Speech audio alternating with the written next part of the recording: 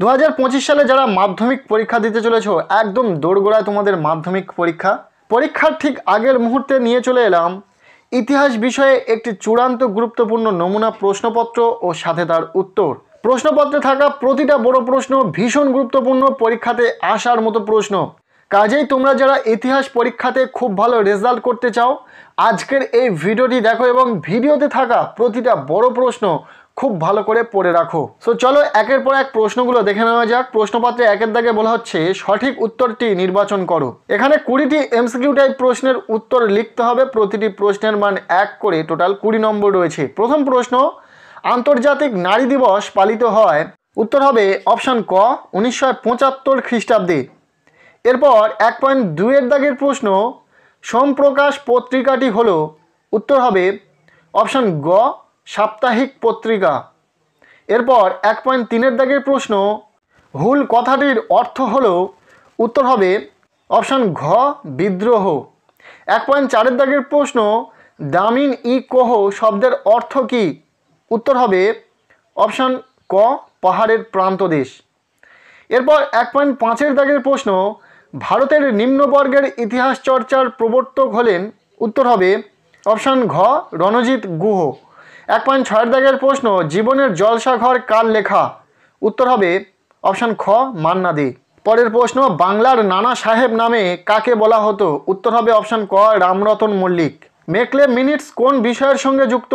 উত্তর হবে অপশান খ শিক্ষা সংস্কার। 1.9 এর দাগের প্রশ্ন, ভারত মাতা চিত্রটি আঁকেন? উত্তর হবে অপশান ক অবনীন্দ্রনাথ ঠাকুর। 1.10 এর দাগের প্রশ্ন, ভারত সভা প্রতিষ্ঠা হয় কত সালে? উত্তর হবে অপশান গ 1876 খ্রিস্টাব্দে। এরপর 1.11 দাগের প্রশ্ন, ভারতের প্রথম ভাইসরয় ছিলেন? উত্তর হবে লর্ড ক্যানিং। নেক্সট 1.12 দাগের প্রশ্ন, বর্ণ পরিচয় প্রকাশিত হয়েছিল? উত্তর হবে অপশান গ 1855 খ্রিস্টাব্দে। 1.13 দাগের প্রশ্ন, সর্বভারতীয় কৃষাণ সভার প্রথম সভাপতি ছিলেন? উত্তর হবে অপশান খ স্বামী সহজানন্দ। 1.14 দাগের প্রশ্ন, ভারতের হাফটোন প্রিন্টিং পদ্ধতি প্রবর্তন করেন? উত্তর হবে অপশান ক উপেন্দ্র কিশোর রায়চৌধুরী। 1.15 দাগের প্রশ্ন, কাকে ভারতের লৌহ মানব বলা হয়? উত্তর হবে অপশান ঘ বল্লভভাই প্যাটেল। নেক্সট 1.16 দাগের প্রশ্ন, এ ট্রেন টু পাকিস্তান গ্রন্থটি রচনা করেন? উত্তর হবে অপশান ক খুশবন্ত সিং। নেক্সট 1.17 দাগের প্রশ্ন, গান্ধী বুড়ি বলা হয় কাকে? উত্তর হবে অপশান ঘ মাতঙ্গিনী হাজরা। 1.18 দাগের প্রশ্ন, ইয়ং ইন্ডিয়া পত্রিকার সম্পাদক ছিলেন? উত্তর হবে অপশান গ মহাত্মা গান্ধী। নেক্সট প্রশ্ন, দীপালি সংঘ প্রতিষ্ঠা করেছিলেন? উত্তর হবে অপশান খ লীলা রায় বা নাগ। এরপর 1.20 দাগে এমসিকিউ টাইপ শেষ প্রশ্ন, হরি সিং কোথাকার রাজা ছিলেন? উত্তর হবে অপশান খ কাশ্মীর। নেক্সট আমরা দেখে নেব বিভাগ খ 2 দাগ, যেখানে বলা হচ্ছে নিচের প্রশ্নগুলির নির্দেশানুসারে উত্তর দাও। প্রতিটি উপবিভাগ থেকে অন্তত একটি করে মোট 16টি প্রশ্নের উত্তর দাও। এখানে বিভিন্ন উপবিভাগে প্রশ্নগুলোকে ভাগ করা রয়েছে। 16টি প্রশ্নের উত্তর করতে হবে। প্রতিটি প্রশ্নের মান 1 করে, টোটাল 16 নম্বর রয়েছে। প্রথম উপবিভাগ 2.1 এর দাগ, বলা হচ্ছে একটি বাক্যে উত্তর দাও। প্রতিটি প্রশ্নের মানে 1 করে, টোটাল 4 নম্বর রয়েছে। 4টি প্রশ্নের উত্তর করতে হবে। প্রথম প্রশ্ন, সোমপ্রকাশ পত্রিকার সম্পাদক কে ছিলেন? দ্বিতীয় প্রশ্ন, নিম্নবর্গীয় ইতিহাস চর্চার জনক কে? তৃতীয় প্রশ্ন, হিন্দু কলেজ কে প্রতিষ্ঠা করেন? এরপর 4 নম্বর প্রশ্ন, কবে ইন্ডিয়ান লীগ প্রতিষ্ঠিত হয়? এরপর 2.2 এর দাগ, বলা হচ্ছে ঠিক ভুল নির্ণয় করো। 4টি প্রশ্নের উত্তর করতে হবে। প্রতিটি প্রশ্নের মান 1 করে, 4 নম্বর রয়েছে। প্রথম প্রশ্ন, ব্রহ্মানন্দ নামে পরিচিত ছিলেন দেবেন্দ্রনাথ ঠাকুর। দ্বিতীয়, বিদ্রোহ শব্দের অর্থ হলো আমূল পরিবর্তন। এখান থেকে ঠিক ভুল তোমাদেরকেই নির্বাচন করতে হবে। যেটা ঠিক সেটা ঠিক, যেটা ভুল সেটা ভুল, তোমাকেই নির্বাচন করতে হবে। পরের প্রশ্ন 2.2 এর 3 নম্বর প্রশ্ন, ফোর্ট উইলিয়াম কলেজ প্রতিষ্ঠা করেন ওয়ারেন হেস্টিংস। এবং এখান থেকে 4 নম্বর প্রশ্ন, সাঁওতালদের বাসভূমি ছিল দামিন ই কোহ। এরপর 2.3 এর দাগ, বলা হচ্ছে ক স্তম্ভের সঙ্গে খ স্তম্ভ মেলাও। 4টি প্রশ্নের উত্তর করতে হচ্ছে। সো টোটাল 4 নম্বর রয়েছে। প্রথম ক স্তম্ভে কী কী রয়েছে দেখে নাও। নবান্ন, দামিন ই কোহ, এশিয়াটিক সোসাইটি এবং লক্ষ্মীর ভাণ্ডার। এরপর খ স্তম্ভে রয়েছে পাহাড়ের প্রান্তদেশ, উইলিয়াম জোন্স, সরলা দেবী রায়চৌধুরী, বিজন ভট্টাচার্য। ভীষণ ইজি। এরপর আমরা পরবর্তী দাগ নাম্বার দেখে নেব। 2.4 দাগ বলা হচ্ছে প্রদত্ত ভারতবর্ষের রেখা মানচিত্রে নিম্নলিখিত স্থানগুলি চিহ্নিত করো ও নাম লেখো। সো ইতিহাস পরীক্ষাতেও তোমাদের ম্যাপ পয়েন্টিং রয়েছে 4 নম্বরের জন্য 4টি স্থান তোমাদেরকে চিহ্নিত করতে হবে। কি কি রয়েছে দেখে নাও এখানে। দেশীয় রাজ্য জুনাগড়, মহাবিদ্রোহের এলাকা। 3 নম্বর রয়েছে সাঁওতাল বিদ্রোহের 1855 খ্রিস্টাব্দের এলাকা। এরপর রয়েছে বাংলায় ওহাবি আন্দোলনের কেন্দ্র বারাসাত। নেক্সট আমরা দেখে নেব পরবর্তী যে দাগ নাম্বার 2.5 দাগ, নিম্নলিখিত বিবৃতিগুলির সঙ্গে সঠিক ব্যাখ্যাটি নির্বাচন করো। এখানে 4টি প্রশ্ন রয়েছে, প্রতিটি প্রশ্নের মানে 1 করে, টোটাল 4 নম্বর রয়েছে।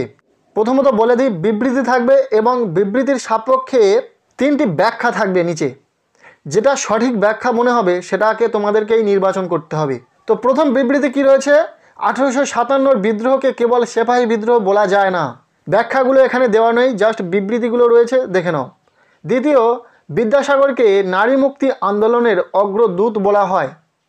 তৃতীয়, 1835 খ্রিস্টাব্দে মেকলে মিনিটস প্রকাশিত হয়। 2.5 4 নম্বর প্রশ্ন, ব্রিটিশ সরকার অরণ্য আইন পাশ করে।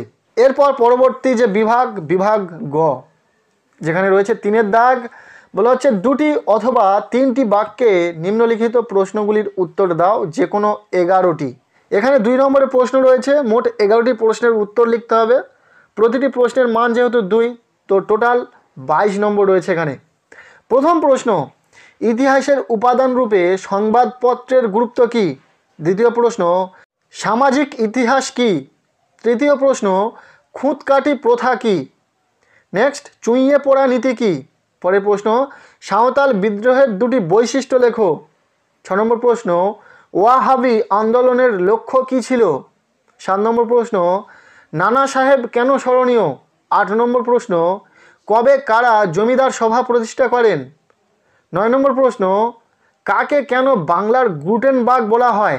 এরপর 10 প্রশ্ন, 19 শতকের দ্বিতীয়ার্ধকে সভা সমিতির যুগ বলা হয় কেন? পরের প্রশ্ন, একা আন্দোলনের কারণ লেখো।